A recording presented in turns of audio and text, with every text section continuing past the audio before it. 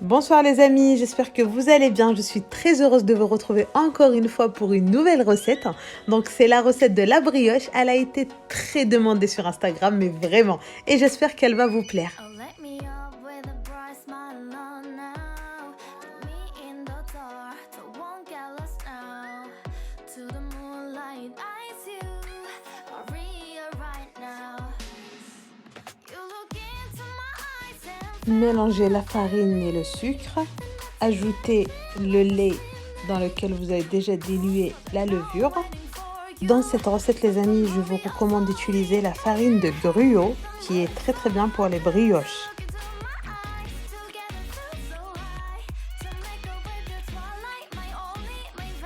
Trissez à vitesse moyenne.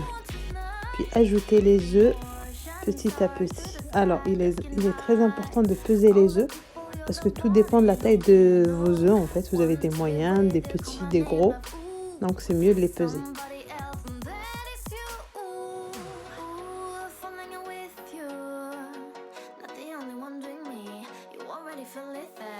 Alors les amis, il faut savoir qu'en général en pâtisserie, il faut privilégier les œufs à température ambiante. Donc c'est toujours mieux de les sortir quelques heures avant de commencer à faire votre gâteau, votre brioche ou autre. Donc là c'est le cas, privilégier des œufs température ambiante. Alors pour ma part, j'ai doublé les quantités parce que je devais faire une brioche, donc celle qu'on est en train de faire, et des petites brioches. Donc c'est pour ça que là dans la vidéo on voit que la quantité est énorme parce que j'ai doublé. Mais sinon si vous voulez une simple brioche comme la photo précédente, eh ben vous restez sur les ingrédients mentionnés au début.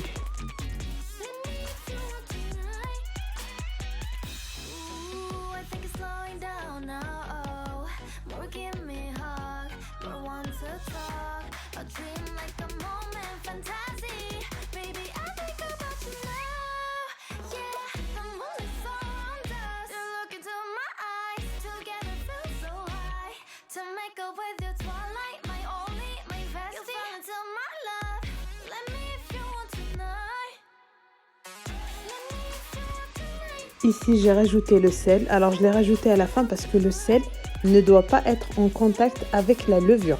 Donc, c'est soit vous le mettez au début avec la farine et le sucre, soit vous le mettez à la fin comme ici. Donc, ça ne change pas grand-chose, mais voilà. C'est juste qu'il ne faut pas qu'il soit en contact avec la levure. C'est très important.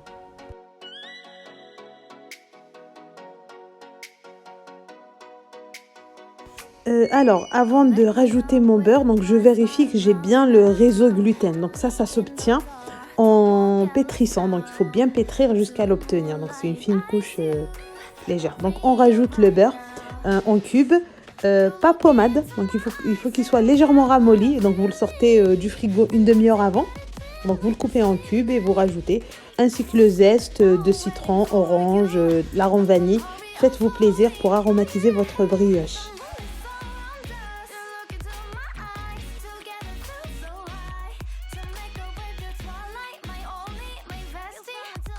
Je préfère le répéter une deuxième fois. Donc là, j'ai une grosse quantité dans la vidéo. C'est que j'ai doublé les quantités de tous mes ingrédients. Je voulais faire en fait 2 brioches séparées. Donc c'est tout à fait normal que vous voyez que la quantité est énorme par rapport à ce qui a été indiqué au début de la vidéo. Donc là, si vous voulez juste une simple brioche, vous restez sur les ingrédients que j'ai montrés au début. Voilà.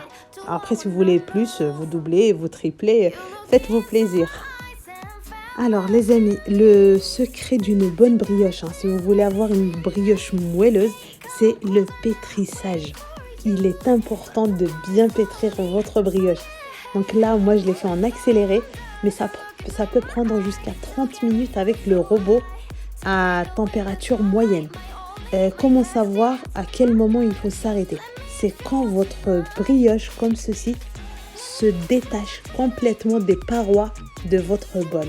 Donc, une fois que vous avez incorporé le beurre, donc vous allez pétrir. Donc, comme je le disais, ça peut prendre entre 20 et 30 minutes.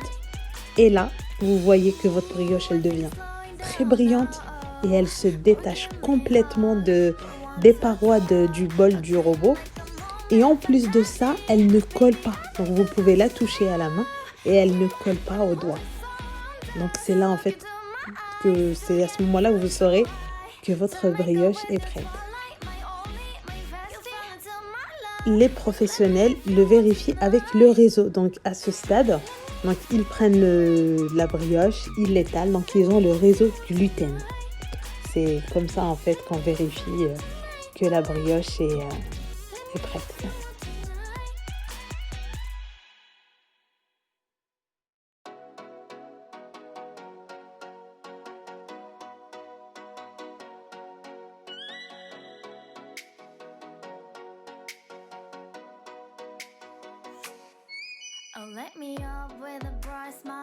Regardez-moi cette brillance et elle est magnifique en fait. Donc vous pouvez obtenir ce résultat. Il faut juste bien suivre les instructions.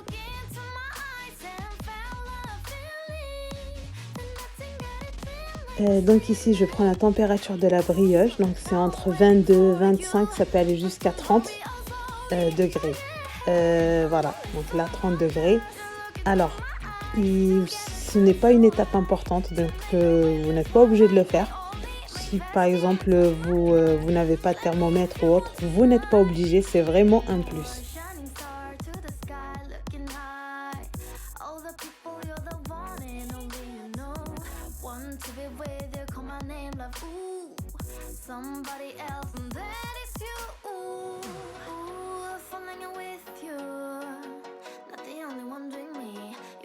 Feel it there. Give me a little more dark in the spotlight. Do I wanna know something? You look into my eyes and felt a feeling. Then nothing got a dream like a sleep night. Hey, come on closer now. Alors, je vous recommande de la laisser pousser 24 heures au frigo. Donc, une fois que vous l'avez mise dans un saladier, c'est vraiment, il lui faut en fait son temps de repos. Donc 24 heures au frigo, donc vous la mettez dans un saladier, vous la couvrez avec du papier cellophane et vous la laissez 24 heures, 12 à 24 heures, mais c'est mieux 24 heures. Et après, vous pouvez la retravailler. Mais quand on n'a pas le temps, on peut le faire le jour même, il n'y a pas de problème. La pâte à brioche aime le repos, donc c'est pour ça que je vous recommande de la laisser au frigo. Mais si vous êtes pressé, vous pouvez ne pas faire. C'est-à-dire, vraiment, ça ne veut pas dire que cela va changer grand-chose à la brioche, mais il est recommandé de la laisser 24 heures au frigo.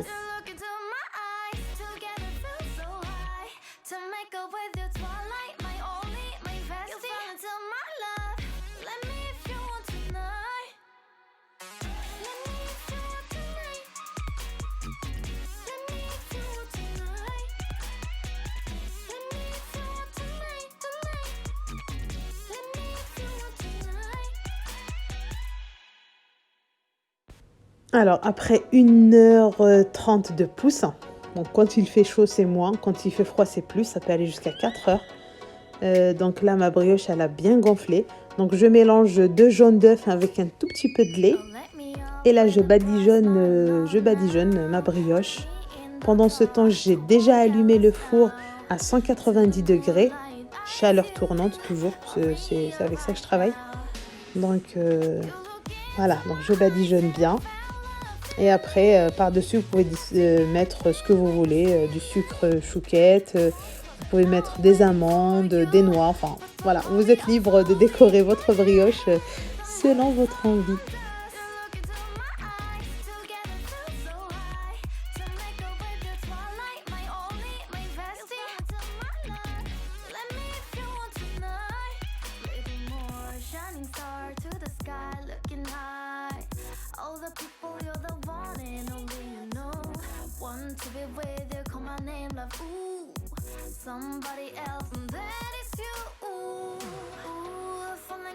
Pour la cuisson, alors c'est 20 minutes à 190 degrés, chaleur tournante.